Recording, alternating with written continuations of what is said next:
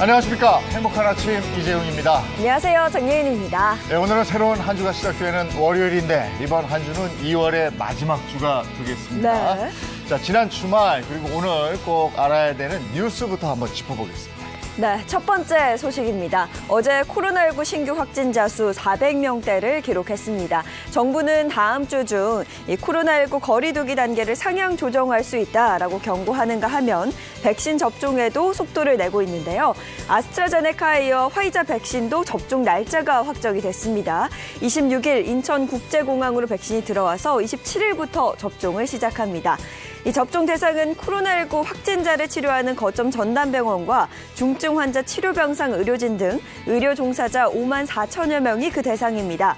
이 가운데 접종자가 120명 이상인 의료기관 83곳은 백신을 배송받아 자체적으로 접종을 하게 되고요. 접종자가 120명 미만인 곳의 종사자는 수도권과 중부, 영남 또 호남에 마련된 권역별 접종센터에 내원해 백신을 맞습니다.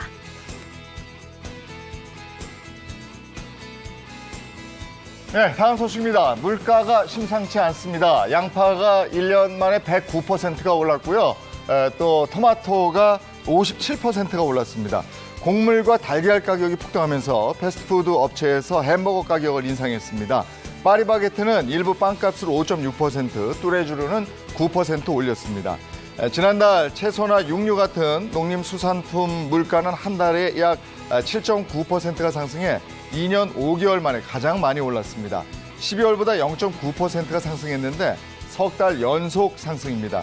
급기야 정부가 먹거리 물가 점검에 나섰지만 흐름을 바꾸긴 쉽지 않은 상황. 전문가들은 아직은 인플레이션을 논할 단계는 아니라면서도 하반기에 백신이 풀리면서 소비가 회복되면 갑작스러운 물가 상승을 겪을 수도 있다, 이렇게 경고를 했습니다. 건조한 날씨로 어제 경북 안동과 충북 영동 등 전국에서 산불이 나서 아직까지 꺼지지 않고 있습니다. 어제 오후 3시 20분께 안동시 임동면 망천리 야산에서 불이 나 주변으로 번지고 있습니다. 바람을 타고 산불이 번져서 예천군과 영주시에서는 산불이 난 곳과 가까운 지역의 주민에게 대피하도록 했습니다. 산불이 한때 주민들이 사는 민가 100m 앞까지 바짝 내려온 만큼 안동시와 소방당국은 민가로 불이 번지지 않도록 방화선을 구축했습니다. 어젯밤 10시 기준으로 산림 120헥타르가 불에 탄 것으로 알려졌습니다. 소방당국은 날이 밝는 대로 헬기를 동원해서 다시 진화에 나설 예정이라고 전했습니다. 그런가 하면 강원도 정선에서 난 산불이 18시간 만에 진압됐습니다. 해마다 강원도 영서에서 영동 지방으로 뜨겁고 건조한 바람이 부는데요. 이 양간지풍이 또 화를 불렀습니다. 악몽 같았던 현장 직접 보시죠. 칠흑 같은 어둠 속에 새빨간 불길이 선명합니다. 불기둥이 솟은 것처럼 불길은 빠르게 번져나갑니다. 축구장 17개 크기인 12헥타르를 태운 뒤 큰 불이 잡혔습니다. 당시 정선엔 건조특보와 강풍주의보가 동시에 내려져 있었습니다. 봄철 한반도를 둘러싸고 남북으로 자리한 고기압과 저기압 사이로 강한 서풍이 불고 이 바람이 태백산맥을 넘으면서 고온건조하게 바뀝니다. 지난 18일 양양에서 발생한 산불도 서풍의 영향으로 피해가 커진 것으로 분석되고 있습니다. 양간지풍이라 불리기도 하는데 주로 3, 4월에 발생합니다. 봄철 강원도에선 해마다 반복되는 고온건조한 서풍 탓에 화재가 잇따르고 있습니다. 네, 모쪼록 산불이 빨리 진화가 돼서 더 이상의 피해가 없었으면 하는 바람입니다. 네, 이어서 오늘 날씨 전해드리도록 하겠습니다. 오늘도 역시나 맑고 포근한 날씨 이어질 것으로 보입니다. 다만 이 건조함에는 좀 대비를 해주셔야겠는데요. 앞서 전해드렸듯이 곳곳에서 화재 사고 잇따르고 있는 만큼 오늘도 불씨 관리 철저히 해주셔야겠습니다. 또 국외 미세먼지 영향으로 오늘 서울과 경기, 세종과 충북의 미세먼지 농도 나쁨 수준 예상됩니다. 그래서 오늘 자세한 기온 보시면요. 오늘 아침 최저 기온 2도에서 11도, 한낮 최고 기온은 9도에서 22도까지 오르겠습니다. 오늘까지는 포근할 걸로 보이고요. 내일 아침에는 다시 반짝 영하권 추위가 찾아올 것으로 전망됩니다. 네, 2월 22일 월요일 행복한 아침 지금 시작합니다.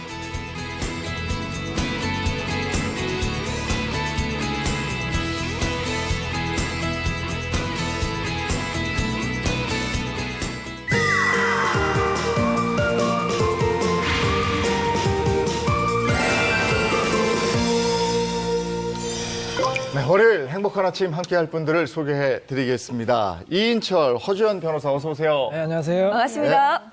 방송인 박수림 씨, 이정수 씨, 김서지 씨 반갑습니다. 반갑습니다. 어서 오세요. 안건우 기자 반갑습니다. 어서 오세요. 네.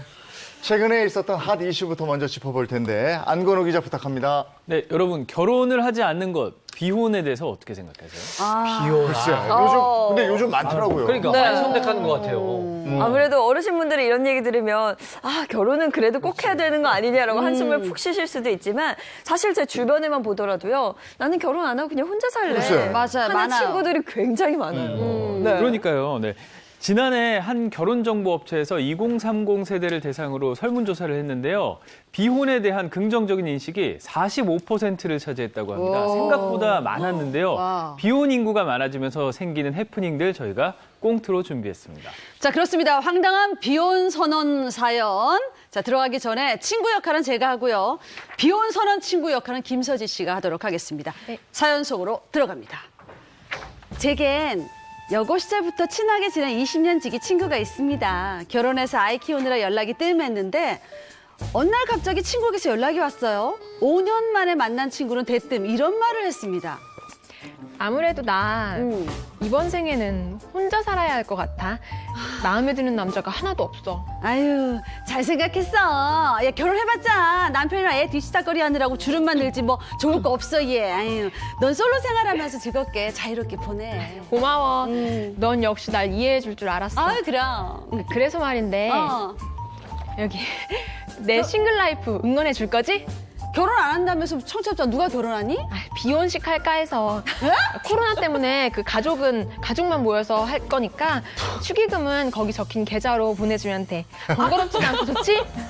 어머, 참, 되게 뻔뻔하다, 쟤. 아니, 비혼식도 축의금 내야 되니? 아이 그럼 내가 그동안 뿌리고 다닌 축의금이 얼만데 그거 다 내가 돌려받아야지. 어머머머. 그리고 비혼식도 엄연한 행사인데 당연한 거 아니야? 야 내가 네 결혼식 때 얼마 냈는지 알지? 기브앤테이크? 응? 야, 너 축의금 받으려고 그렇게 내고 다녔니? 어. 웬일이니? 아, 더럽고 치사하다, 진짜. 자, 하나, 둘, 셋, 넷, 두 장 빼고. 자, 다 가져가. 야, 치사해, 진짜. 너 왜 이것만 줘? 내가 너 결혼할 때 그리고 큰애랑 둘째 돌잔치 때 뭐 다 그거 낸 거 얼만데? 그거 다 돌려줘야지. 더럽고 치사해. 하나, 둘, 셋, 세 개 빼고 하나. 가져가. 왜 빼? 야, 비혼식 한다며 그동안 냈던 축의금 돌려달라는 친구. 전 정말 돌려줘야 되는 겁니까? 야, 이거 뭐야? 비혼 선언까지는 알겠는데 네. 비혼 선언과 더불어서 비혼식을 한다. 근데 축의금 문제가 또 있고. 그것도 이거 강요하고. 어떻게 된 얘기입니까? 저도 뭐 비혼은 들어봤어도 비혼식은 상당히 낯선 얘기인데요. 네. 먼저 준비한 영상 보시죠. 네, 최수희 씨는 2017년 9월 결혼을 하지 않겠다고 선언하는 이른바 비혼식을 열었습니다. 결혼을 포기하고 제 일을 선택을 한 거죠. 네, 이제 결혼은 필수가 아니고 선택이다. 결혼보다는 새롭게 시작한 사업에 전념하기 위해서 네. 결혼은 과감하게 포기하고 비혼식을 하겠다. 이렇게 선언을 한 거죠. 근데 비혼식 뭐 선언만 하는 게 아니고 저렇게 대대적으로 비혼식을 함으로써 네. 나는 비혼 선언을 한다는 걸 알리는 거네. 그쵸. 행사를 그렇습니다. 하는 거네요. 네. 그러니까 비혼이라는 게 사실상 결혼할 의지가 없는 상태잖아요. 그래서 비혼인데 이걸 사람들에게 대대적으로 알리고 나는 앞으로 결혼을 하지 않겠다. 내가 결혼을 하지 않겠다고 하는 걸 축하해달라. 이렇게 얘기를 하는 거죠. 그러니까 비혼식은 알겠는데 축의금은 또 무슨 말이에요? 그러게. 그러니까 이 30대 친구 A 씨와 B 씨는 네. 고등학교 때부터 친한 사이였습니다. A 씨가 먼저 결혼을 해서 애 셋을 낳았고요. B 씨는 자주 연락할 수는 없었지만 미혼으로 오랫동안 지내왔다고 합니다. 둘이 연락이 뜸한 사이에 B 씨가 먼저 연락을 해온 거죠. 그리고 자신은 결혼하지 않겠다. 이렇게 비혼 선언을 알려온 겁니다. 네. 근데 결혼해서 애 키우다 보면 옛날 친구들은 좀 잘 안 만나게 맞아요. 되고 네. 그 애들 학교 뭐 친구 엄마들 애들 이렇게 엄마들 만나게 만나더라고요. 되거든요. 그렇지. 근데 오랜만에 연락 왔으니까 되게 반가웠겠어요. 반가웠죠. 네. 전화를 받았을 때는 반가웠지만 비혼식을 얘기하면서부터 조금 당황하기 시작했던 것 같습니다. 특히나 비혼식을 열 예정이라고 했을 때 이 친구는 더 당황하게 된 거죠. 아, 그러니까 저도 갑자기 누가 연락 와가지고 나 비혼식을 열 거야 그러면 굉장히 좀 당황할 것 같아요. 그러니까. 그러니까요. 비혼식을 여는 것도 놀라운데 비혼식을 열면서 친구야 나 축의금이 필요해. 내 축의금 좀 돌려줄래? 하면 더 당황하게 될 수 있어요. 그러니까 이게 축의금 좀 자발적으로 내는 거잖아요. 축하하는 의미로서. 그렇잖아요. 그러니까요. 꽁트에서부터 벌써 박수림 씨 많이 당황하셨던 거 많이 같아요. 당황했어요. B 씨는 A 씨에게 내가 그동안 결혼식 때 축의금 낸 거, 돌잔치 때도 축의금을 냈으니까 그거 다 돌려달라 이렇게 얘기한 겁니다. 그대로 돌려달라. 근데 솔직히 이렇게 뿌린 만큼 다시 돌려받고는 싶은데 그렇죠. 이렇게 돌려달라는 게 말이 되나요? 그러니까. 그 B 씨가 상당히 황당했던 게 그래요. 비혼식을 하면서 축의금을 돌려달라고는 할 수 있겠지만 코로나 때문에 지금 못하니까 이거를 먼저 나한테 달라. 먼저 달라. 선불. 네, 선지급을 해달라. 만약에 제 친구가 그랬다면 저는 좀 솔직히 당황스럽고 불쾌할 것 같기도 해요. 그렇죠. 저 그러니까 같은 맞아. 경우도 그냥 예따 하고 주고 안 볼 것 같아요. 앞으로 당황해서. 얘 이런 애였어? 그러니까요. 오히려 놀라서 그럴 것 같긴 한데 사실 이거 안 돌려줘도 되잖아요. 아니 근데 변호사님. 법적으로는 안 주고 버텨도 됩니다. 왜냐하면 이거는 이제 징여라고 해석이 되거든요. 그래서 축의금 같은 경우에는 아무런 대가 없이 호의로 주는 거잖아요. 법적으로 징여에 해당하기 때문에 원칙적으로는 주지 않아도 됩니다. 네. 근데 증여라고 얘기하셨는데 증여는 가족 간에만 되는 거 아니에요? 그러게. 그런 것은 아니고요. 증여는 자기 재산을 다른 사람한테 무상으로 주는 모든 행위를 가리키는 말인데 특별한 형식이나 양식이 필요한 계약이 아니기 때문에 상대방이 승낙을 하게 되면 바로 증여 계약이 성립을 하게 돼요. 그러면 이 B 씨가 준 축의금도 증여에 해당이 되는 건가요? 그렇죠. 법적으로 증여에 해당하는데 이 증여 같은 경우에는 이제 원칙적으로는 취소가 안 돼요. 근데 예외적으로 법이 취소할 수 있는 경우를 규정하는데 왜 우리가 이제 허언을 막 하는 사람이 있죠. 막 내가 뭐 줄게 당첨되면 뭐 맞아, 줄게. 많아요. 맞죠? 근데 그렇게 워낙 겸손한 사람이 많기 때문에 말로 한 경우에는 딱 한 번 취소할 수가 있어요. 근데 그 말을 구두가 이제 서면으로 적는 거예요. 예를 들어서 뭐 서면으로 각서를 받는다든지 그러면 취소가 안 됩니다. 그리고 또 구두로 했다 하더라도 이미 이행이 완료됐을 경우에 돈을 준 경우에는 다시 반환 청구할 수가 없는 게 원칙입니다. 근데 돌려줄 의무가 없다고는 하는데 꼭 보면 예외가 있더라고요. 그렇죠. 모든 원칙엔 예외가 있지 않습니까? 자, 증여도 마찬가지. 예를 들어서 축의금을 줄 때, 예를 들어서 친구한테 내가 너 축의금을 줄 테니까 나중에 이거 다시 나도 축의금 반환받을 수 있는 거지 약속을 했어요. 근데 친구가 그래 당연히 돌려줄게. 이럴 경우에는 약속을 입증할 경우, 예를 들어서 문자라든지 톡 같은 경우 증거가 남아있을 경우에는 나중에 반환 청구가 가능합니다. 네. 아니, 축의금을 법까지 가져가는 건 아닌 것 같고요. 축의금은 축하하는 거니까 이걸 강요해서도 안 될 것 같아요. 그럼요. 이 관계가 얼마나 이상해지겠습니까? 맞아요. 예. 이번에는 우리 주변에 일어나는 사건, 사고를 법의 관점에서 해석해 보겠습니다. 그 법이 알고 싶다.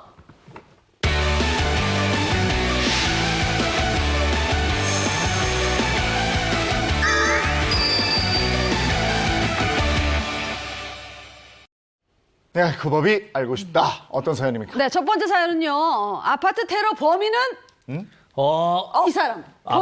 범인은 아파트 테러 범인은 미남. 그 이정수 씨는 아니겠다. 이웃에 점잖은 사람. 그렇지. 생각도 아니면 못했던 아예 사람. 외부인. 범인은 외부인. 한번 볼까요, 아파트의 테러 정답? 범인은 착한 사람. 초등학생? 테러범이 초등학생이라고요? 그렇죠. 예. 자, 사연 소로 들어가기 전에 아파트 주민 1 역할은 이정수 씨, 주민 2 역할은 김서지 씨, 아이 엄마 역할은 제가 하도록 하겠습니다. 이 사연은 실제 사건을 바탕으로 재구성했습니다. 사연 속으로 들어갑니다. 설 명절 앞두고 저희 아파트에는 기가 막힌 일이 벌어졌습니다. 와, 오늘 택배 엄청 쌓여있을 텐데 신난다. 저 뭐야? 아니, 천혜영이랑 재수형, 사과, 배 이거 왜 다 내 동댕이 젖어 있어? 택배 아저씨가 분명히 멀쩡하다고 그래서 보냈는데 어떻게 된 거지? 아니 택배가 왜 죄다? 아니 우리 집 것도 죄다 뜯어져 있네. 대체 무슨 일이야? 내 엉덩이뼈 다 부러졌네. 이렇게 쉽게 풀어진다고? 뭐야? 아니 진짜. 기름이잖아. 누가 복도에 기름을 뿌린 거야? 괜찮아요? 저기 도둑이 된 것 같아요. 물건이 사라진 게 아니라 죄다 훼손을 했는데 이거 정말 도둑일까요? 이거 CCTV를 확인해봐야 될 것 같아요. 아파트 곳곳에서 택배 훼손 사태가 벌어진 후에 CCTV로 범인 잡기에 나섰죠. 그런데 범인을 잡고 보니 정말 황당하더라고요. 나 범인이 꼬맹이였어? 아니 이게 어떻게 이런 짓을 한 거야? 죄송합니다. 저희 집에 애가 장난기도 좀 많고 호기심 많았어. 죄송합니다. 예. 아니 이게 죄송하다고 말만 한다고 해결될 일이에요? 저는요 하이힐 신고 기름 밟고 넘어지는 바람에 엉덩이 뼈 금 갔어요. 아이고 그리고 어떤 할머니는 넘어지셔가지고 전치 3주래요. 이거 어떻게 하실 거예요? 아유 어떡해라. 예? 어떡해. 어떻게 보상해? 아니 보상도 보상이지만 다시는 이런 짓 못하게 따끔하게 처벌해야 되는 것 같아요. 그래요. 곤장을 칩시다. 아, 여보세요. 이제 겨울 10살, 11살짜리 뭐 요런 애들이 장난삼아 버린 일 가지고 뭘 처벌하고 곤장이야 정말. 척법 소년 이거 몰라요? 뭐요? 해당 사항 없는 거 이거 몰라요? 척법 소년이에요. 어우 촉새. 아파트 주민 여럿이 다친 상황에서 아이는 전혀 처벌을 받지 않는 겁니까? 앞으로 계속 이런 일이 생기면 이거 어떡합니까? 아이고, 이걸 아이들이 이랬군요. 어떡해, 아이들을 진짜. 훼손해놓고 기름 뿌려놓고 당황스러워. 이거 어떻게 된 사연입니까? 사연 설명하기 전에 준비한 사진 좀 먼저 보겠습니다. 이게 뭐야? 이게 바닥인가 봐. 아이고야. 네. 대구엔 한 아파트 계단입니다. 웬일이야? 복도예요. 하얀 가루가 뿌려져 있는 거예요? 이거 밀가루 뿌린 거 아니겠죠? 설마? 이게 자세히 보면 하얀 가루, 밀가루만 있는 게 아니고요. 네. 하얀색 가루에 식용유까지 아이고, 덕지덕지에 얹혀 있는 겁니다. 저러니까 미끄러졌죠. 아니 이거 누가 계단에 버린 거예요? 뭐야? 왜 저래? 네, 이거 말고 또 다른 사진도 있어요. 또 다른 사진도 있는데요. 아, 이거네, 이거. 아, 네, 요거. 이게 네. 이 택배 상자 막 야 이거 뿌려놨어. 이거는 뭐 쓰레기처럼 보이죠? 그런데 어머, 쓰레기가 웬일이야. 아니에요. 어. 실제로 받은 택배예요. 어떡해. 택배에 있던 물건들을 어머머. 다 뜯어서 바닥에 뿌려놓은 거예요. 아니 택배 아이고. 상자를 훔쳐간 게 아니라 그냥 뜯어서 뿌려만 놨다고요? 정말 의도를 알 수 없는데요. 제가 사진 네. 한 장 더 준비했거든요. 네. 그것도 같이 보시죠. 이건 또 뭐야? 이거 뭐예요? 뭐야? 파란색 뭔가 저 뭐예요? 그러니까요. 이게 김? 김이에요. 김이에요? 맞아요. 김. 아, 없는 김을 김이 이렇게 뿌려. 바닥에 있는 겁니다. 아. 김뿐만이 아니라 뭐 육개장, 국물, 육포 네. 이런 물품들이 전부 다 뜯어져서 바닥에 흩뿌려져 있는 겁니다. 어머, 웬일이야. 아니, 저거 진짜 저 사진만 봐도 좀 심각한 상황인데요? 그렇죠? 온갖 네. 걸 뜯어다가 저렇게 뿌려놨어. 지금까지 보여드린 사진이 한 온라인 커뮤니티에 아파트가 난리 났다는 제목으로 온 아이고. 사진입니다. 네. 대구의 한 아파트에서 택배물이 파손이 되고요. 또 아파트 복도와 현관에 도어락에도 또 네. 식용유와 밀가루를 정말 뿌려놔서 심하다. 아파트가 그야말로 난리가 났던 사건입니다. 예. 뭐- 이 원한이 사건이 발생했던 게 설 명절을 네. 앞둔 시점이었거든요. 그래서 설 선물이라든지 아니면 설에 필요한 용품들 그런 게 많았는데 그게 다 이렇게 망가졌다고 아이고. 하네요. 야 이게 저 상황만 보면 도무지 의도를 알 수가 없는데 저 의도를 알 수가 없는 짓을 저지른 범인이 누군가요? 또 원한 네. 같은 거 있었나? 일단 CCTV를 확인을 했어요. 네. 경찰차도 6대나 동원이 됐다고 하네요. 근데 범인을 잡고 나서 모든 사람이 거의 멘탈 붕괴에 빠졌습니다. 범인이 초등학생이에요. 아, 네. 대박. 그래서 의도를 몰랐고. 저걸 다 초등학생이 버렸다고요? 네. 초등학생 3명이 아파트 각 동을 돌아다니면서 한 동만 그런 게 아닙니다. 각 동을 돌아다니면서 이런 일을 벌였는데요.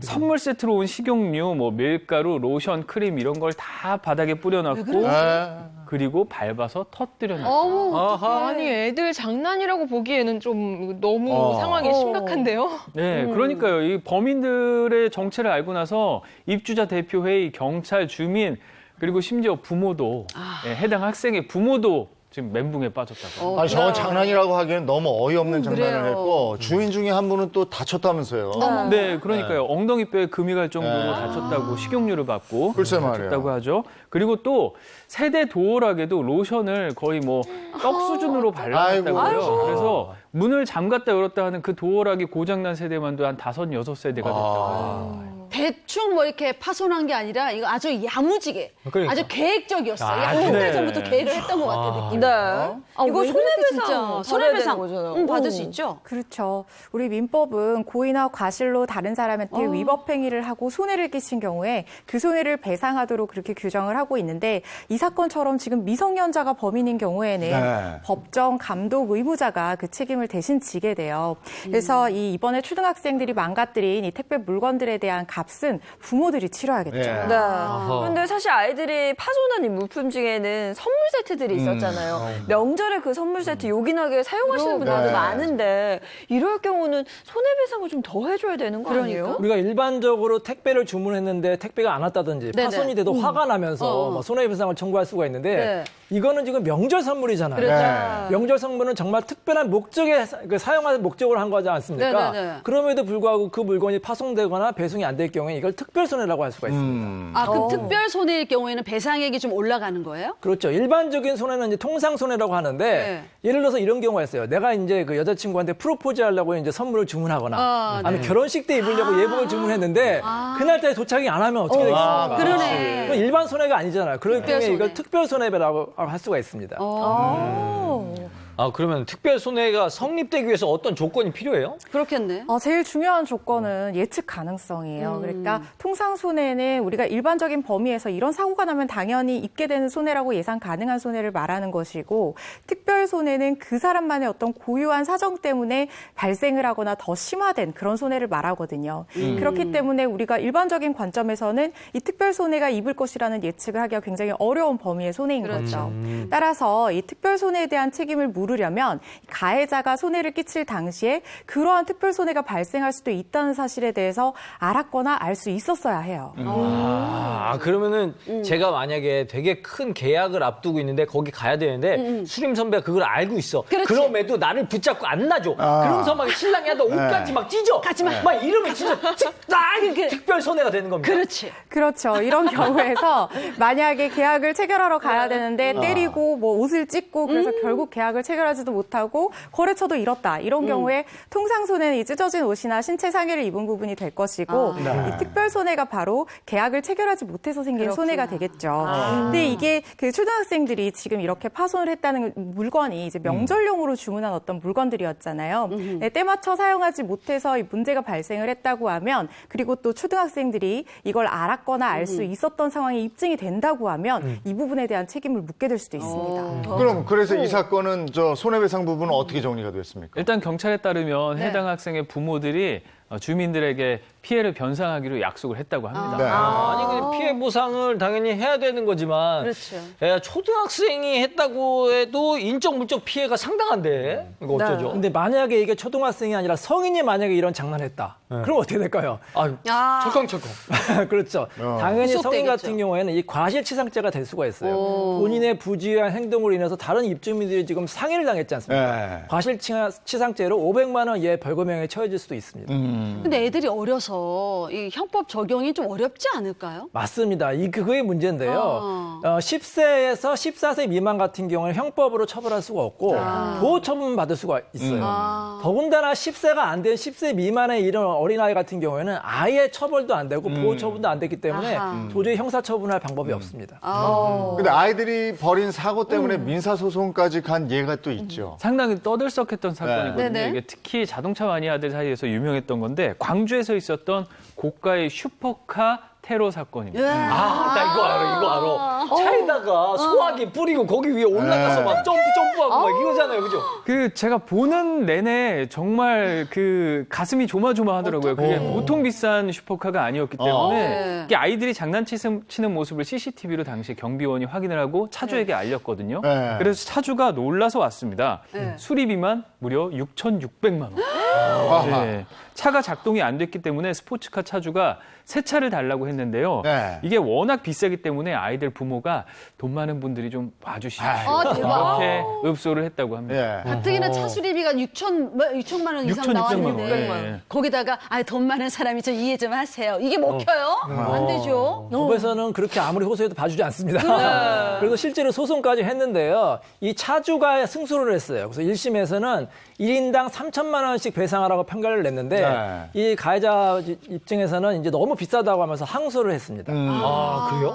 아니 차량 수리비에다가 그 차가 맡겨진 동안 렌트비 뭐 이런 거 다 치면은 그닥 그렇게 비싸다고 안 보이지는데? 그러니까 이 부모가 너무 화가 나서 이 차값이 정말 비싸잖아요. 네. 그래서 부모에게 또 항의를 했고 스포츠카 회사에 연락을 해서 그 스포츠카 회사의 법무팀의 도움을 받았다고 합니다. 그래서 그 스포츠카 회사가 법무팀을 동원해서 재판까지 임했다고 하네요. 그 스포츠카 회사 법무팀까지 나서고 이랬으면 이제 개인 간의 합의고 뭐고 이런 건 없는 거 아니겠습니까? 어떻게 됐습니까? 그렇죠. 이 스포츠카 회사 법무팀에서 고객 대신에 이 소요 비용에 대한 어떤 수리비를 네. 부상 청구를 하는 방식으로 사건이 진행 중이라는 이야기가 있는데 이 이야기가 공신력 있는 어떤 출처에 따른 얘기는 아니고 이 사건이 만약에 대법원에서 판단을 받았다고 하면 이 대법원 판례가 확인이 돼야 되는데 아직까지 확인이 되지는 네. 않고 있거든요. 네. 그래서 이 사건은 아마 지금도 진행 중이거나 아니면 항소심에서 종결됐을 가능성이 크죠. 근데 요즘에 이런 아이들이 일으키는 그 사건 사고가 엄청난 것들이 있어가지고요. 네. 이렇게 뭐 아파트에 뭐 저 택배 상자 뿌리고 무슨 뭐 차 위에 올라가서 이 정도는 뭐 애교 수준이라고 들었거든요. 무서울 정도예요. 네. 대검찰청이 지난 2020년에 범죄 발생을 좀 분석을 했어요. 네. 소년 강력 범죄 발생은 꾸준히 증가하는 추세인데요. 특히 대검에 따르면 지난 10년 동안 소년들이 저지른 살인, 강도 같은 강력 범죄가 무려 28% 증가했다고 이야기를 했습니다. 또 지난달 경기 의정부 경전철에서 소년들이 노인의 목을 조르고 넘어뜨리는 노인 영상이 공분을 샀거든요. 예, 준비한 영상 같이 보시죠. 이 장면이죠. 네. 많은 분들이 보고 야 진짜 저게 무슨 짓이야 막 이랬는데. 어머, 왜 저래? 어머, 그대로 목까지 넘어뜨리잖아요. 조릅니다. 네. 다시 봐도 저 하나. 가해 학생들이 다 중학생이었죠? 네, 그렇습니다. 저도 저 영상을 보면서 정말 화가 많이 났거든요. 가해 학생 중 2명이 중학교 1학년 그리고 만 13세 학생들로 촉법 소년들이에요. 예. 촉법 소년이 흉기로 친구를 살해한 흉악 범죄도 있었는데요. 지난 2019년이었어요. 경기도 구리시 소재의 한 아파트에서 촉법 소년인 초등학교 5학년 A 양이 가족을 험담했다는 이유로 동급생을 흉기로 찔러서 살해했어요. 아니 세상에 살해까지. 말 그대로 이건 흉악범죄인데 처벌은 할 수 없는 건가요? 처벌이 안 됩니다. 왜냐하면 형사 미성년자이기 때문에 이런 청소년들은 형사 처벌이 안 되고요. 대신 이제 보호 처분을 받을 수가 있어요. 보호 처분은 뭐냐면 이렇게 정말 흉악한 범죄자 같은 경우에도 교도소로 가는 게 아니라 소년원으로 가는 거예요. 오래 가지도 않습니다. 몇 달 갔다가 오는 거예요. 그리고 전과도 남지 않아요. 그래서 이런 걸 악용하는 또 친구들이 있어요. 나 처벌도 안 되니까 또 저지르고 또 저지르고 그게 굉장히 큰 문제입니다. 네, 이 청소년 범죄가 날이 갈수록 잔혹해지고 있거든요. 그래서 일각에서는 이 촉법소년 제도를 변경하거나 혹은 폐지해야 된다 이런 얘기들이 많이 나오고 있는데요. 우선 촉법소년 제도에 대해서 자세히 좀 알아봐야 될 것 같아요. 네, 소년범은 지금 나이에 따라서 크게 세 가지로 분류를 하게 되는데 이 범법소년과 촉법소년 그리고 범죄소년 이렇게 분류가 돼요. 근데 범법소년 같은 경우에는 만 10살 미만이면서 이 아동을 얘기를 하는 건데 이 아이들은 사리분별 능력이 굉장히 떨어지고 판단 능력이 미숙하다고 보기 때문에 형사처벌은 물론이고 보호처분 대상도 되지를 않아요. 이 촉법소년 같은 경우에는 만 10세 이상부터 만 14세 미만의 소년범들을 얘기를 하는 건데 이 친구들은 형사법상 책임 무능력자이기 때문에 형사 책임을 지지 않게 되거든요. 근데 그렇다고 해서 아무런 제재를 받지 않는 것은 아니고 소년법에 따라서 보호 처분을 받게 될 수 있습니다. 마지막으로 만 14세 이상, 만 19세 미만의 미성년자들 같은 경우에는 이 문제의 어떤 상황의 그 경중이나 검사의 판단에 따라서 형사처벌을 받게 될 수도 있고 보호 처분을 받게 될 수도 있습니다. 이 청소년 범죄가 날로 잔혹해지고 막 이러면서 촉법 소년 제도에 대한 제도 개선에 대한 얘기가 나와요. 네. 이걸 촉법 소년은 제도를 아예 없애야 된다. 아니다. 얘네들을 잘 순화시켜서 다시 한번 기회를 줘야 된다. 뭐 이런 부분인데 네. 어떻게 생각하십니까? 다들? 뭐 제도를 바꾸거나 폐지하기 전에 부모 교육도 참 중요하고 이 사회가 진짜 이 아이들의 폭력성에 대해서 관심을 좀 갖고 개선할 방법을 좀 찾아야 되지 않을까 이런 생각도 들어요. 제가 알기로는 촉법소년 제도가 만들어진 지 상당하단 말이에요. 네. 그래가지고 요즘 아이들이 너무 빨리 커. 그래서 빨라. 예전에 제가 한 10살 때나 생각했던 일은 요즘 애들은 한 6살, 7살에 생각하는 것 너무 같더라고요. 빠르네. 네, 그래서 요거 조금 변경을 해야 되지 않나라는 생각을 해봅니다. 네. 요즘은 어려서 잘못한 일이 성인이 돼서 발목을 잡는 경우가 되게 많잖아요. 맞아. 그런 걸 보면은 촉법소년의 연령을 좀 낮추거나 아니면은 형량을 조금 더 높여서 내가 이런 잘못을 하면은 나중에 안 되겠다는 경각심을 좀 갖게 되면 좋을 것 같아요. 네, 요즘 아이들 같은 경우는 본인들이 그 촉법소년 제도에 대해서 누구보다 더 잘 알고 있더라고요. 맞아요. 그래서 네. 악용하는 사례도 많고요. 그래서 이제는 좀 바꿔야 될 때가 아닌가라는 생각이 들긴 합니다. 그렇죠. 굉장히 이제 민감한 문제인데 그런데 우리 아이들을 항상 강력하게 처벌을 하는 것만이 능사는 또 아닐 수 있어요. 네. 왜냐하면 아이들이 어려서 이제 미성숙한 상황에서 한 번 저지른 실수로 처벌을 강하게 하게 되면 개선이나 교화할 수 있는 기회를 자칫 놓치게 될 우려도 있고요. 그리고 낙인을 찍게 되는 그런 효과도 이제 부작용처럼 이렇게 발생을 할 수 있기 때문에 이 부분은 조금 생각해 볼 여지가 있는 문제예요. 근데 요즘 아이들이 정말 예전 같지는 않잖아요. 네. 아까 얘기가 나온 것처럼 이런 악용 사례들도 늘고 있어서 그게 참 문제인데 이 형법상 형사 미성년자에 관련된 규정이 지금 1953년도부터 반백년 넘게 계속 적용이 되어오고 있는 상황이란 말이죠. 그래서 시대가 좀 바뀌었으니까 이런 변경이 좀 있어야 하지 않나 이런 목소리들이 높아지고 있는 상황입니다. 네. 전 두 가지 부류를 좀 나눠야 된다고 봐요. 이렇게 좀 흉폭한 범죄를, 뭐 강력한 범죄를 저지른 친구 있잖아요. 악용하는 친구는 좀 엄격하게 좀 처분할 필요가 있고 한순간에 실수를 하는 경우 있잖아요. 그래요. 그 경우에 엄격하게 또 처분하면 이 사람들이 또 성인이 돼서 또 범죄자가 될 수 있기 때문에 교육이라든지 재발 방지에 더 노력해야 될 것으로 보입니다.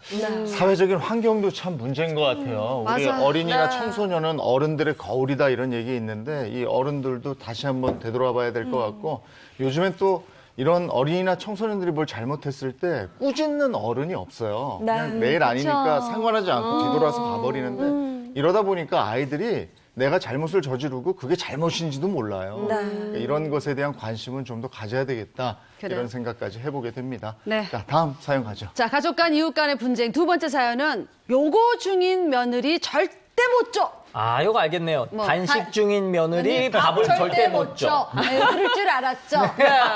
가출 중인 며느리. 가출. 가출 중인. 그럴 수 있을 것 같기도 하고요. 정답 한번 볼까요? 정답은 연애 연애 며느리, 며느리. 이거 너무 절대 사연이에요. 뭐 재산을 못 주겠다 이거겠죠? 야, 막장인가요? 자, 시어머니 역할은 제가 하고요. 며느리 역할은 김서지 씨, 며느리 애인 역할을 이정수 씨가 하면 되겠습니다. 사연 속으로 들어가겠습니다.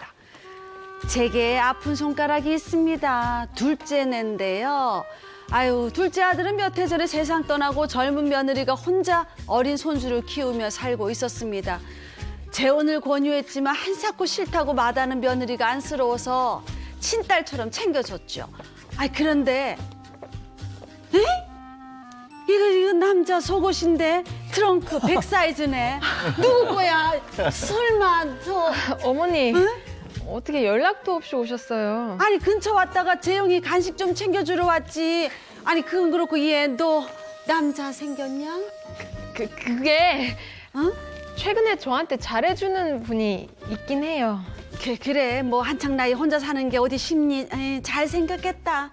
이제 그만 내 새끼 있고 너도 새 인생 시작해라. 아니에요, 어머니. 그냥 잠깐, 아주 잠깐 스쳐 지나가는 사람일 뿐이에요. 저는 평생 어머니 며느리로 살 거예요. 앞으로 제가 더 잘할게요. 네? 스쳐 지나간 사람이 팬티가 집에 있냐? 처음엔 며느리가 진심으로 우리 가족을 위하는 줄 알았습니다. 그런데 그건 제 착각에 불과했죠. 며느리 속셈은 따로 있다는 걸 알게 됐습니다.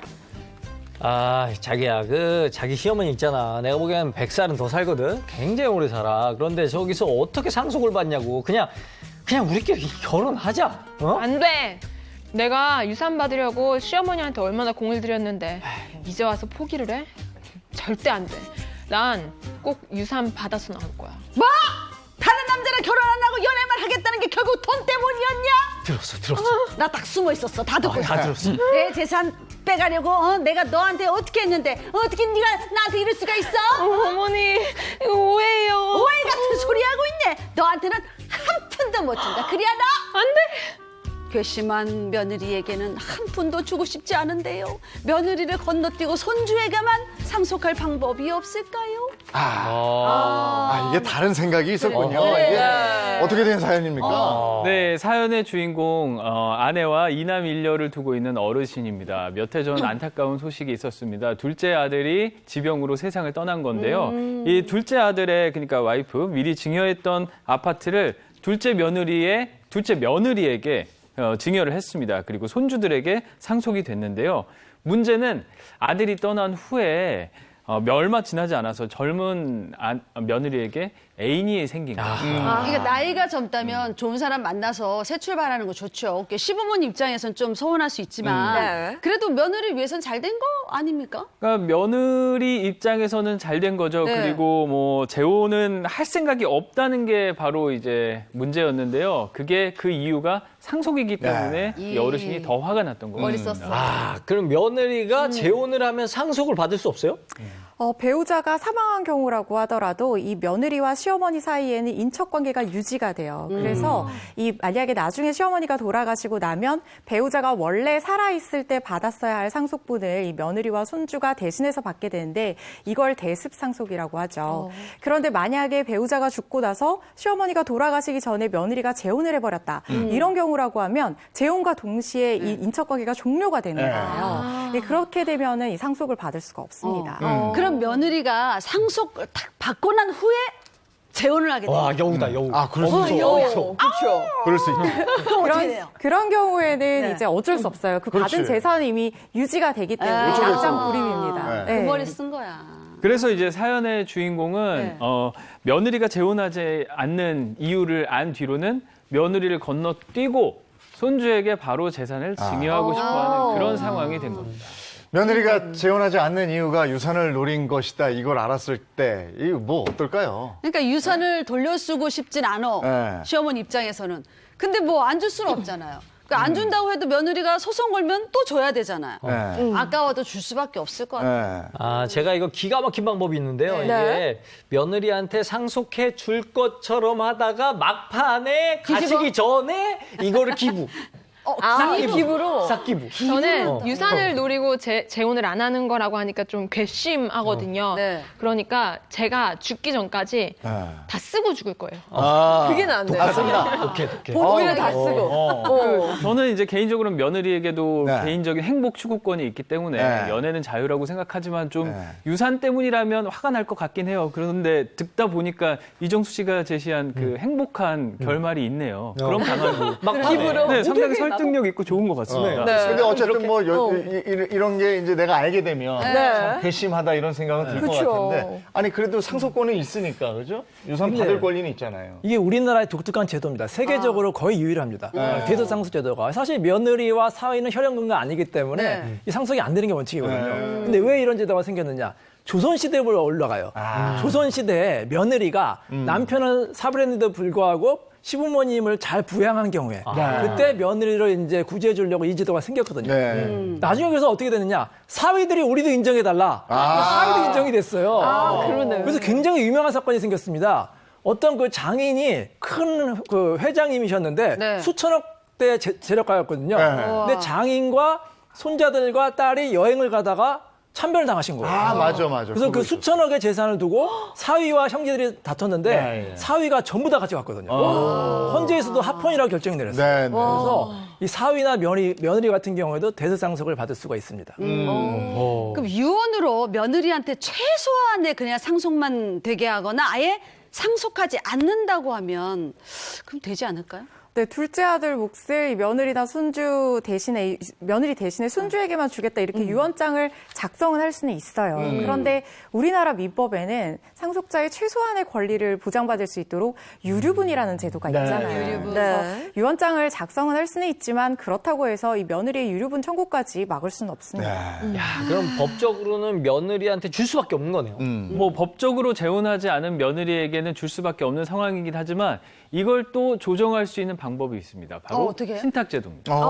신탁을 통해서 유산 상속을 막을 수 있다는 얘기예요? 네, 유산 상속을 완전히 막는 건 아니에요. 하지만 신탁 계약을 통해서 시부모님이 내가 사망하면 며느리에게 유류분 권리를 주되 재혼하거나 사망하면 손주들에게 주겠다. 이런 식으로 하는 거죠. 그래서 손주들이 어리다면 일정한 나이가 될 때까지 며느리가 잘 관리를 하다가 그걸 손주들에게 주는 방식입니다. 그러니까 며느리한테 한 번에 이렇게 유산을 주는 게 아니라 신탁을 통해서 며느리가 수익을 좀 누리다가 본인이 정해진 조건대로 뭐 재혼하거나 사망하거나 그렇게 되면 이제 손주한테 이렇게 권리가 자동으로 넘어가는 거예요? 여러분 이 노래 아시죠? 빌리지 이 노래 부른 사람이 누구죠? 쟤 뭐야? 빌리지 날 봐요. 뭘 빌린다는 얘기예요. 그러니까. 팝의 황제 마이클 잭슨 아닙니까? 네네. 마이클 잭슨이 어마어마한 재산을 남기고 이제 사망을 했잖아요. 근데 그 재산이 바로 자녀들한테 상속이 되지 않았어요. 왜냐? 신탁 제도를 이용했거든요. 생전에 이 신탁 계약을 해가지고 내가 만약에 사망하게 될 경우에는 나중에 이제 분쟁이 생길 거를 염려한 거예요. 그래서 자녀가 30세 이상이 됐을 경우에만 자녀한테 이제 줘라. 그렇게 이제 계약을 내렸거든요. 그게 신탁 제도고요. 우리나라에도 신탁법이 생겨서 이 신탁 제도를 이용할 수가 있습니다. 야, 이거 굉장히 합리적인 제도 같은데요? 네. 분쟁 없고, 그렇죠? 그래서 보통 이렇게 하면 돼요. 이 신탁 제도 같은 경우에는 이 재력가 같은 경우 은행에서 보통 하는데 은행에 찾아가서 생전에는 그 재산을 본인을 위해 쓰고 사후에는 자녀들을 위해서 쓰는 거예요. 이걸 유언 대용 신탁이라고 하거든요. 그래서 이게 많이 활용되고 있으니까 여러분도 한번 참고하시기 바랍니다. 네, 근데 유산을 상속받는데 조건이 걸려 있고 그 조건을 깨게 되면 자격도 사라진다. 그래도 그렇죠. 그 유류분이라는 거 저희가 배웠잖아요. 그거 그냥 청구 소송하면 되는 거 아니에요? 지금 최근에 관련 문제에 대한 하급심 판례가 나와서 굉장히 이슈가 됐었는데 이 판례에서는 이 유언 대용 신탁 재산이 유류분 반환 청구의 대상이 아니다 이렇게 판단을 했어요. 그런데 이게 일반적인 법리로 확립됐다고 보기에는 아직 조금 무리가 있고 그럴 가능성이 열렸다 이 정도로 생각을 하시면 될 것 같아요. 왜냐하면 우리 재판은 지금 3심 제도잖아요. 네. 그래서 어떤 주장의 논거로 쓰인 법리가 일반적인 법리로 확립이 됐다 이렇게 보려면 적어도 대법원 판결 정도는 받아봐야 되는데 이 사건은 지금 2심에서 종결이 됐어요. 그래서 좀 애매한 상황입니다. 그럼 지금까지 상황으로는 그러면 유류분이 아닌 거네요. 이 사건에서는 일단 유류분 반환 청구의 대상이 아니라고 판단을 했는데 이 재판부가 봤을 때 이 사건 신탁 계약에 따르면 이 재산의 소유권이 망인이 돌아가시고 난 이후에야 비로소 금융기관으로 넘어갔기 때문에 이게 생전 증여도 아니고 일단 금융기관이 소유자이기 때문에 망인의 재산이라고 볼 수도 없다 이렇게 판단을 했고요. 그리고 지금 이런 신탁 계약이 3년 전에 돌아가시기 3년 전에 체결이 된 거예요. 근데 그때 당시에 금융기관이 이렇게 유류분을 침해할 것이라는 거에 대해서 알았다는 게 입증이 안 됐거든요. 그러다 보니까 이렇게 지금 유류분 반환 대상이 아니라고 판결이 났는데 아직 대법원 판례가 없기 때문에 좀 다른 사건에서는 결론이 달라질 여지가 아직은 남아 있고요.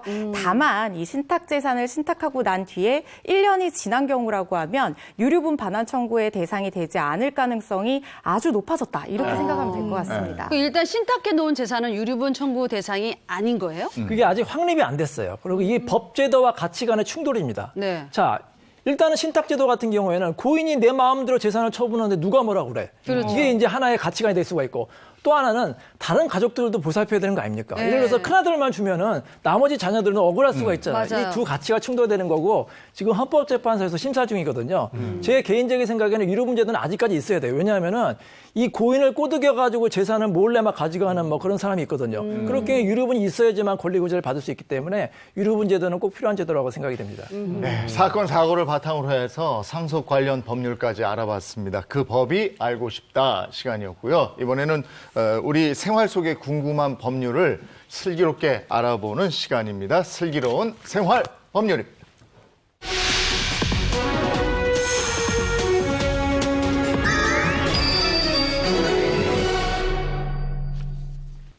네, 슬기로운 생활 법률 오늘 주제는 뭡니까?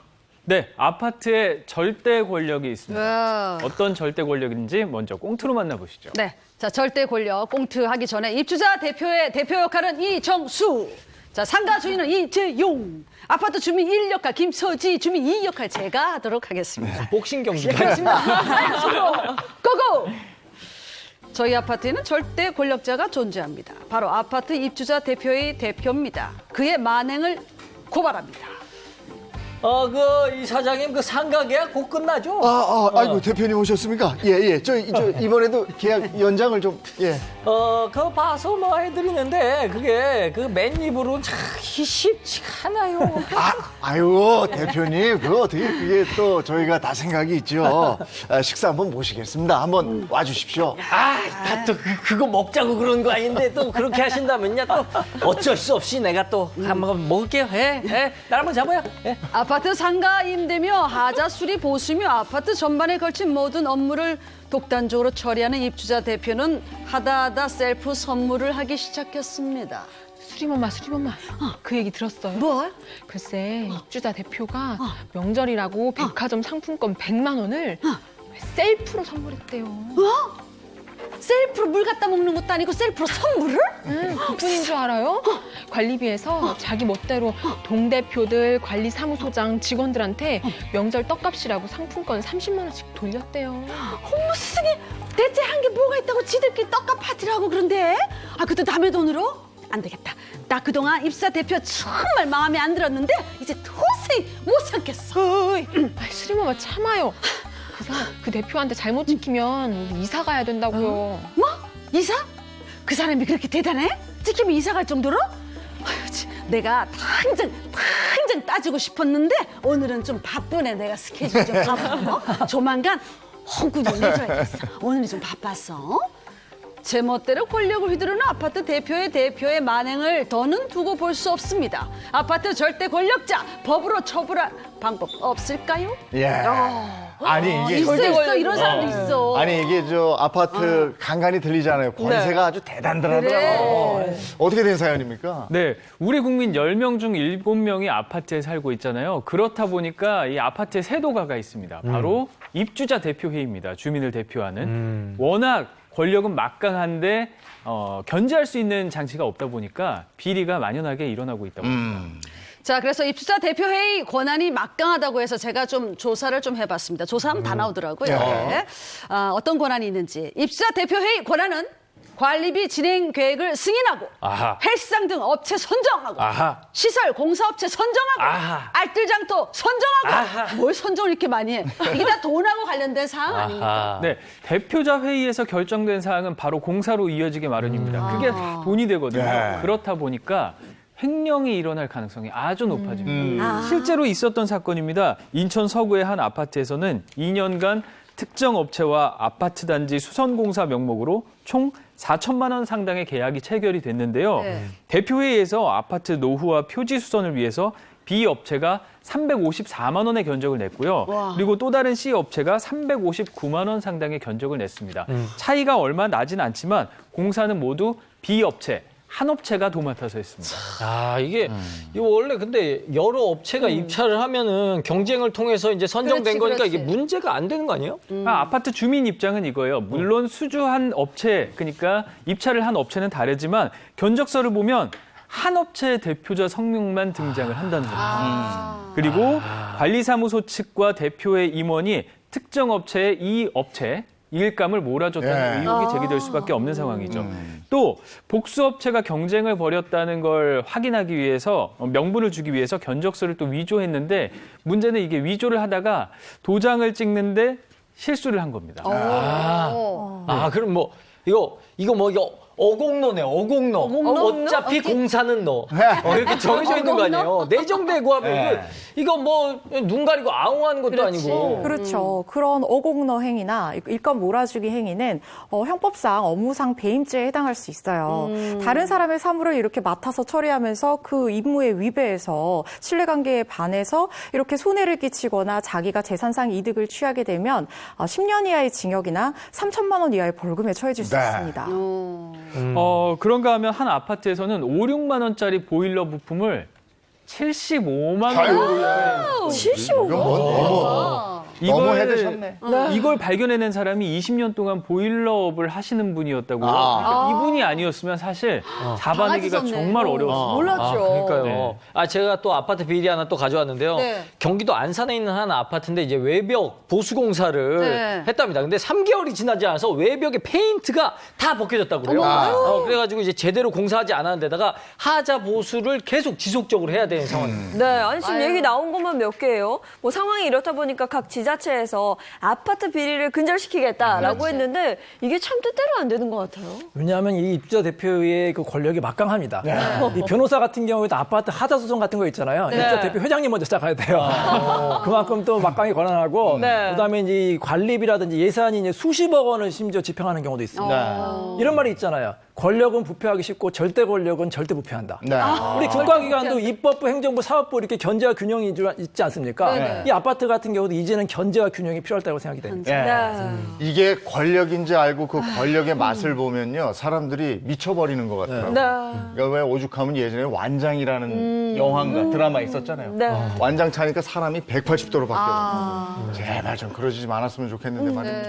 자, 오늘 법률 여기까지 하겠습니다. 고맙습니다. 고맙습니다.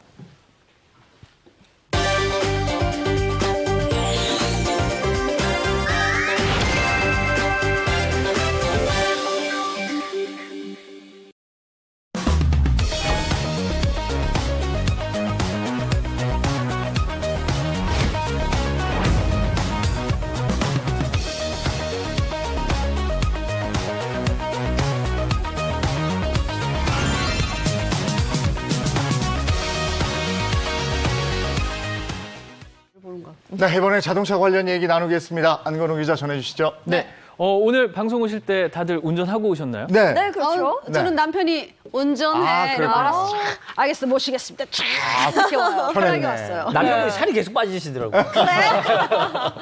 아니, 이렇게 누군가 운전을 해주면 정말 편하겠죠. 하지만 자가 운전을 해야 하는 사람이 많죠. 네. 운전 기능엔 참 편리한 게 많은데요. 문제는 우리가 이 운전 기능을 절반도 활용을 하지 못하고 있다는 데 있습니다. 오늘은 그 숨겨진 기능들을 하나하나 알아보겠습니다. 차를 오래 몰고 다녀도 보통 쓰는 기능만 쓰잖아요. 맞아요. 네, 그래서 그게 뭐 무슨 기능을 하는지 저는 다 잘 모르겠더라고요. 맞아요. 그게 바로 대표적일 때가 바로 주차하고 집으로 들어갈 때입니다. 주차하고 집으로 들어갈 때 창문이 열려서 이거 아차 싶었던 분 있어요? 네. 아, 그래. 최근에 저희 우리 신생아 있잖아요. 신생아 안고 딱 나왔는데 문이 이만큼 열려 있어. 짜증이. 그렇죠. 저는 자주 그래요. 그래서 저는 그냥 올라갈 때도 있거든요. 차에 뭐가 바꾸면 되지. 없어서. 네. 근데 뭐 어쨌거나 많은 분들은 그냥 다시 귀찮지만 차에 타서 그렇죠. 시동 켜고 창문 맞아, 올리고 맞아. 그러고 다시 가시잖아요. 맞아요. 이젠 그럴 필요가 없습니다. 요즘 스마트키 다 있잖아요. 네. 스마트키의 잠금 버튼을 3초 이상 누르면 네. 창문이 자동으로 오. 올라가요. 그런 기능이 있어요. 좋다. 리모트 윈도우 컨트롤 기능이라고 하는데요. 네. 이걸 사용하면 창문이 열려 있어도 끝까지 닫힌다고 합니다. 2018년 이후 나온 차들은 대부분 기능이 지원되니까요. 이걸 꼭 사용해 보시길 바라고요. 꼭 오늘 또 해봐야지. 두 번째 기능은 네. 바로 실내 공기와 관련된 기능입니다. 요즘 미세먼지 때문에 차량용 공기청정기도 나오는데 차 자체에 무슨 공기청정기 이런 게 있어요? 네, 몇 해 전부터 미세먼지, 초미세먼지 이게 상당히 관심이 많잖아요. 이래서 차량 내 공기질에 대한 관심도 높아졌는데요. 이게 조금씩 다르긴 하지만 2018년형 모델부터 공기청정 모드가 웬만한 차에는 탑재가 돼 있다고 합니다. 하지만 쉽게 찾기 어렵다는 단점이 있는데 이게 바로 그 특정 버튼에 숨겨져 있기 때문이라고 해요. 오호. 굉장히 필요한 기능인데 따로 버튼을 만들어 놓지 않았다면 어떻게 사용을 하죠? 아주 간단합니다. 영상으로 같이 확인해 보시죠. 네. 자, 영상 잘 보셔야 하는데요. 네. 먼저 내기순환 버튼이 있습니다. 내기순환, 화살표가 차 안쪽으로 돌아가는 내기. 버튼이거든요. 차 안에서 네, 그 버튼을 2초간 꾹 눌러주시면 됩니다. 그럼 내기순환 버튼이 깜빡이면서 동작을 시작하고요. 또 화면을 보면 공기청정 모드가 실행됐습니다라고 네. 나오게 될 겁니다. 이게 켜지면서 공기청정 모드. 그렇죠. 공기청정 모드가 괜찮네. 실행됐다고 보이죠. 이게 바로 내기순환 버튼을 2초간 누르면 공기 중화가 되는 그런 기능입니다. 아 진짜 너무 하시네요. 이걸 왜 이제 알려주는 거예요? 네. 와 대박이다. 우리 신생아 있어서. 그러니까 신생아 있어서 너무 필요할 것 같은데 이거 그러면 공기청정 모드 이거 어떤 원리로 되는 거예요? 저도 그게 궁금해서 좀 알아봤어요. 네. 알아보니까 차량 내에 장착된 미세먼지 센서를 이용해서 실내 미세먼지 농도와 상태를 먼저 확인합니다. 그리고 필요할 때는 일정 시간 동안 내기 순환 모드, 아까 화살표 안쪽으로 공기 돌아갔죠? 그래서 외부 공기를 차단해서 에어컨을 함께 가동합니다. 외부 공기를 차단하고요. 에어컨의 제습 기능이 있잖아요. 이걸 이용해서 실내에 부유하는 미세먼지와 각종 오염 물질을 여과시켜서 공기를 깨끗하게 만든다고 합니다. 최근 출시된 차량에는요, 이 내부 순환 버튼 이것 말고도 나무 모양의 또 버튼이 따로 있거든요. 네. 이걸 통해서 차량 공기를 정화할 수도 있죠. 네. 아니 수입차 중에서 M사에서 판매한 E-클래스 같은 경우는 네. 퀄리티 패키지가 적용돼 있는데 이게 여기 전 세계에서 우리나라랑 중국에서만 이게 탑재돼 있다. 그래요? 오, 대단하다. 아무래도 우리나라, 중국 미세먼지 황사액이 심해서. 매년 겨울철 네. 봄마다 나오잖아요. 그래서 그런 것 같은데요. 이 패키지는 차량 내 외부에 초미세먼지 농도를 상시 측정해서요. 필요할 때는 내기 순환 모드로 공기 유입을 차단해서 실내 공기질을 쾌적하게 유지를 해줍니다. 네. 또 M사의 오리지널 마이크로 필터라는 게 있어요. 이거는 미세먼지는 물론이고요. 뭐 꽃가루, 탄화수소, 벤졸 이런 유해 요소를 대부분 제거할 수 있습니다. 아. 네. 그리고 또 이중 주차할 때 꼭 필요한 기능도 있다면서요? 이중 주차할 때 이게 꼭 필요합니다. 안쪽 차량이 빠져나갈 수 있게 차를 밀어서 주차를 할 수 있게 해야 하잖아요. 하지만 요즘 차들은 기어의 오작동을 방지하기 위해서 시프트 락이라는 기능이 있습니다. 그러면 기어 변속을 마음대로 할 수가 없게 돼 있거든요. 그래서 아니 저도 차가 앞에 딱 막혀 있는데 안 밀려가지고 결국 택시 타고 출근한 적이 있거든요. 이거 뭐 그러면 어떻게 해야 돼요? 방법 있어요? 당연히 방법이 있죠. 이중 주차나 견인할 때 불가피하게 엔진을 끈 상태에서 기어를 변속을 해야 할 때 이럴 때는 시프트락 릴리즈라는 버튼을 누르면 됩니다. 이걸 누르면 자동적으로 해제가 되거든요. 네. 그럼 엔진을 끈 상태에서도 변속기를 중립으로 놓을 수가 있습니다. Shift lock, release. 락가스 이름 같아. 이런 분들을 위해서 한글로 좀 적어놔야 될 텐데. Shift lock, release. 그럼 이건 신차에만 있는 거예요? 저는 차에서 못 봤는데 이 버튼을. 네, 이런 차도 이제 중립으로 기어를 설정할 수 있게 된 다른 차들도 있습니다. 최근 출고된 차량은 안전을 위해서 시프트락 릴리즈 버튼을 통해서만 이중 주차가 가능하게끔 돼 있는데요. 차량에 따라서 시프트락 릴리즈가 아닌 P 릴리즈, 파킹 릴리즈로 표시되어 있기도 합니다. 사진을 보면서 좀 자세히 설명을 드릴게요. 사진 네. 보시죠. 이 차에는 시프트랑 릴리즈 버튼이 없는 건가요? 네, 버튼은 없지만 이중 주차가 가능합니다. 저 동그라미 보이시죠? 빨간 동그라미. 저게 파킹 브레이크와 오토 홀드 버튼인데요. 시동을 끄고 이 두 버튼을 먼저 해제를 해주세요. 그리고 기어를 파킹, 피해놓고 시동을 꺼주면 됩니다. 이후 브레이크를 밟은 상태에서 중립으로 옮겨주시면 이중 주차가 가능한 상태가 되죠. Shift lock, release 그 버튼이 없다면 파킹 브레이크, 그럼 아니면 오토 홀드 이런 버튼을 찾아라. 하지만 어렵네. 파킹 브레이크, 오토. 좀 조심해야 할 점이 있어요. 네. 우리 네. 지난주에도 좀 여러 사고 영상을 봤잖아요. 네. 이게 경사로에서 하면 안 된다는 거예요. 이걸 중립으로 놓으면 차가 밀려 내려갈 수 그럼, 있잖아요. 네. 그럼 자칫 잘못하면 큰 인명 피해로 이어질 수 있기 때문에 네. 꼭 평지에서만 해야 한다는 거 잊지 않으세요. 그 외에 또 다른 기능들은 뭐가 있습니까? 지난번에 폭설이 엄청 내려서 차들이 주차장처럼 도로에 서 있던 거 많이 보셨을 네. 겁니다. 네. 그런 경우에 사용하는 기능인데요. 이 숨은 기능을 알았더라면 아마 눈길에서 좀 수월하셨을 것 같아요. 미끄러운 빠져나오는 건 그냥 개인의 운전 실력인 줄 알았는데 이게 기능이 있어요? 네, 기능이 있습니다. 먼저 해외 차 중에 B사의 경우에는 얼어있는 노면에서도 타이어가 헛도는 현상, 그러니까 차량의 종 그립에 대한 컨트롤을 잃었을 때를 대비해서 DSC가 개입해서 차에 이상이 생겼다고 감지를 하면은 엔진 출력을 저하시키고 각각의 휠에 독립적인 제동을 걸어서 상태를 안정화시킨다고 합니다. 노면에서 바퀴가 헛돌 때 DSC 버튼을 누르면 좀 막을 수 있다. 그렇습니다. 그러니까 우리가 얼음판 위를 걸을 때 뭐 힘줘서 걷지는 않잖아요. 네. 살살 걷잖아요. 그렇죠, 그렇죠. 이렇게 제동력을 조절을 해주는 겁니다. 이 DSC가 개입하면요. 엔진 출력 컨트롤과 또 각각의 휠에 독립적인 제동, 파워를 조정을 해서 그래서 제동력을 유지를 하는 거죠. 처음 듣는 기능인데 조작 방법이 좀 복잡하면 못하는데 어떻게 해요? 네, 이것도 아주 간단합니다. 네. 사진 보면서 설명을 드릴게요. 네. 자, 보시면 차량 눈길에 미끄러지는 그림과 함께 오프 버튼이 있죠. 네. 이걸 한번 눌러주면요. 계기판에 이 글씨가 뜹니다. 다이내믹 트랙션 컨트롤 활성화됨.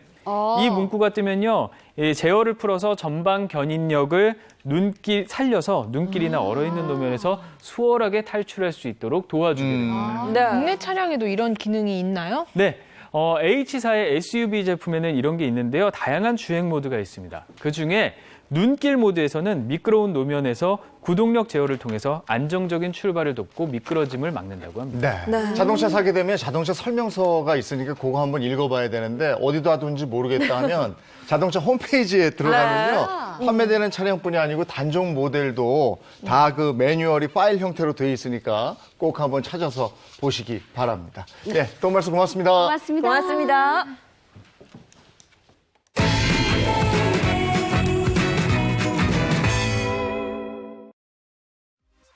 이재명 경기도지사가 경기도 산하 7개 공공기관을 동북부 지역으로 추가 이전한다고 밝혔습니다. 이전 대상은 경기연구원과 경기신용보증재단, 경기주택도시공사 등 7개 기관으로 근무 인원은 1,100여 명입니다.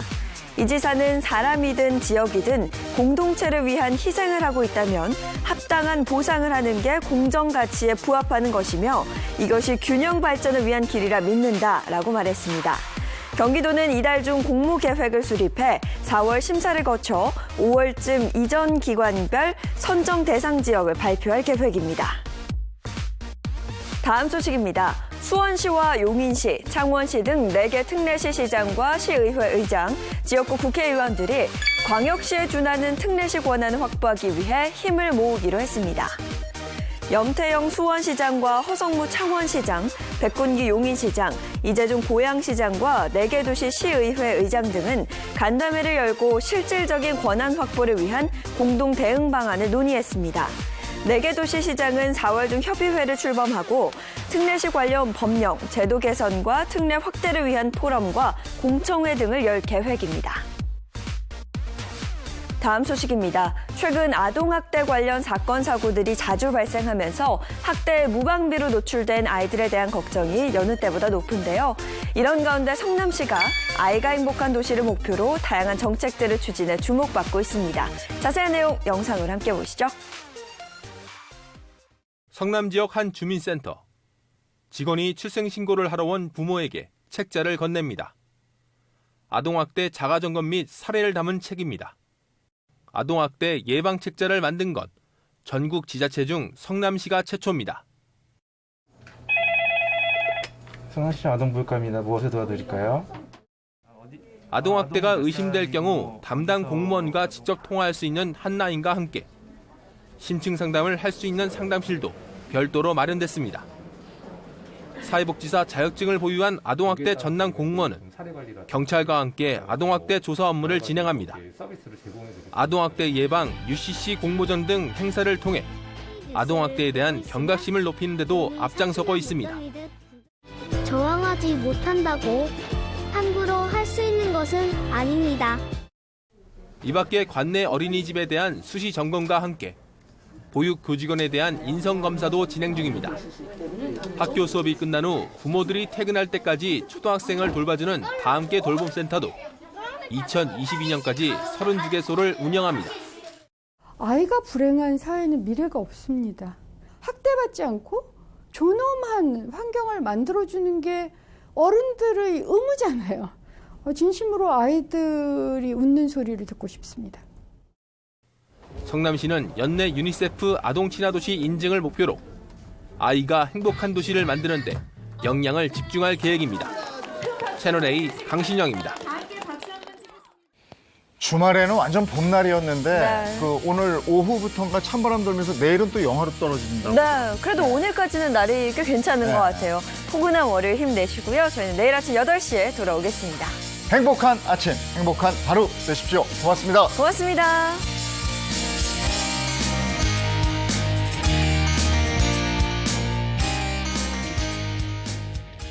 채널A